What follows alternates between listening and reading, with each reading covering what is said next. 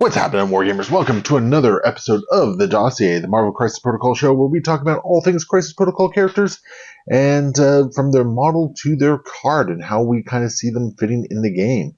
Remember, these conversations are just meant to be overviews of the character. They're not meant to be the be-all, end-all. There's a lot of really great in-depth discussions you can find on these characters online. I definitely recommend you go check those out if you get the time for it. And of course, these shows can't happen without the wonderful support of all our patrons over at the Patreon account for Aegis Brand Studios. So thank everyone who is a patron over there. You too can be a patron for $1 a month. It just keeps the lights on, keeps these videos coming. So thank you all so much for that.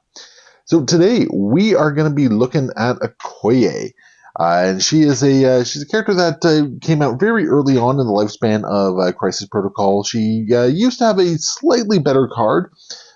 She got a bit downgraded because she was just a little too efficient at what she did there. So let's get her to focus here. There we go. So as far as the model goes, I actually rather like this model. I know she has some like the static pose issues of the early MCP models, but I do like the pose with the spear. I think my only real complaint is I wish the spear looked a little bit better. It feels a little bit too short, in my opinion. I think it needs a little bit more length, because as of right now, it kind of almost looks like a shovel with a pointed end as opposed to the typical shovel head onto it. But otherwise, it's a very solid model.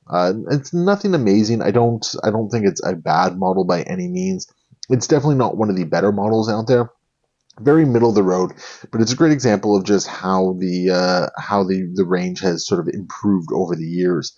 What I will say though is that anytime you have to line up two hands on two arms, it's always a bit of a pain. So that was something that was a consideration with this particular model. Otherwise, the detail's quite nice, picks up quite well, and just generally a good model. So what do we got for her card here? So let's take a look here. So for her defenses, 3s across the board, 4 stamina, 2 size, 2 threat, medium movement. Her injured side, it does stay the same. So it's very typical sort of defenses there. 3s for a 2 threat, okay, cool. The four stamina, so 8 total. It's not quite as much as I'd like, especially for a bodyguard character, as we'll get to in a little bit. But for 2 threat, she's perfectly serviceable in that particular regard there. So she's got a physical strike, range 2, 4 dice. It is a builder. So once again, never a big fan of the 4 dice builder attacks. Things like this would just benefit from being a gainer, just to help the kit kind of operate a little bit better. Next up is there an Energy Vibranium Spear Blast, range 4, 4 dice again. No notes on this one. I think this used to have some other stuff on it. I don't exactly remember, but as it currently exists, it is what it is. I mean, you're going to use this one a lot simply because of range restrictions on it. You're not always going to be within range 2. It's just kind of unfortunate that it doesn't gain you any power for it. Next up, we have another physical attack, Vibranium Spear Thrust, range 2, 5 dice for 4 power. It's got a Wild Pierce and a Wild Flurry. So this is okay. It's for 4 power, it really kind of falls a little short. The Pierce is nice, the Flurry is nice, and getting both of those on a single wild isn't too bad. On 5 dice, I think that's just below a 50% chance of getting that wild result. It's okay. I mean, her old kit, and again, I'm not going to go into details on the old kit, was a little bit more tuned. She was able to put in a little bit more damage. And was just had a little bit better output. So I mean, this is fine for what it is. So next up, we have a reactive power. It's a bodyguard for 2. When another allied character within 2 of this character is targeted by an attack, this character may use a superpower, and they become the target of the attack regardless of range and line of sight. This is one of the big reasons why you take Okoye right here. She is a very cheap way of taking heat off characters that you don't want to get attacked. It's a great way of just pairing her with somebody who your opponent might want to really focus down. And if Okoye can take a hit or 2, or maybe even 3 over the course of the game from this bodyguard, it is typically a win for you in that particular case. Mostly because she'll be absorbing attacks that were meant for another character, and that other character will be free to kind of do what they need to do a little bit more, or at the very least, they'll have to put more resources into taking that character down. We have an innate ability, General the Dora Milaje. Basically gets to reroll one of its die in defense rolls. It's okay with 3 dice on this one. It's not too bad. And then we got Martial Artist, so counts blanks as a success against physical or energy attacks within range 2. So this whole kit basically just speaks towards a character that is designed to make your other characters last a little bit longer.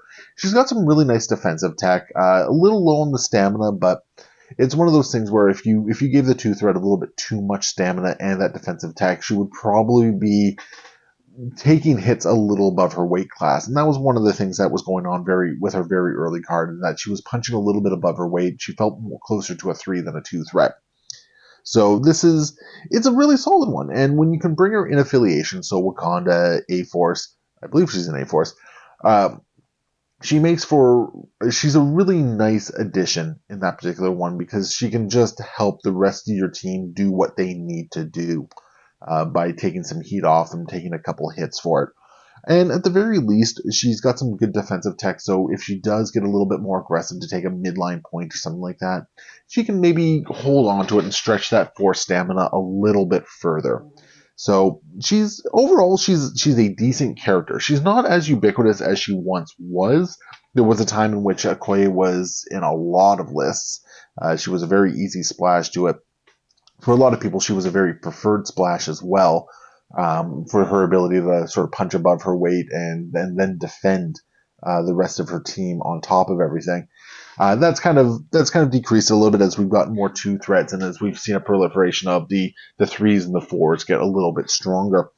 She's still definitely a solid character to take if you need a 2 threat. She's very easy to splash into a lot of places, and generally speaking, she will help keep the rest of your team alive. Now, my personal experience with her is that she tends to get one shot quite easily, but that's my own thing. For whatever reason, my dice never agree with her on that one.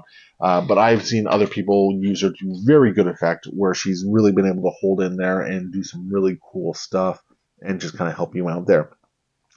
Now, is there any team where she really excels in? Well, like most 2 threats, not really. The nice thing about the 2 threats is that they're very splashable. You can put them almost wherever you need them. They're not necessarily beholden to a single team. Obviously, she likes the extra dice rerolls from Wakanda. If you have an ability to turn on extra successes or get those wilds in there, she'll see a little bit of benefit from that. Or if you have a way to power her up, for instance, like in A-Force, for example. So she does have some places that she likes to be, but generally speaking, I think she can fit in a lot of factions without too much problem, and generally be a good influence for you. So hit up the comments below. Let me know what you think, where you think she goes, and everything like that, and we will see you next time. Happy wargaming.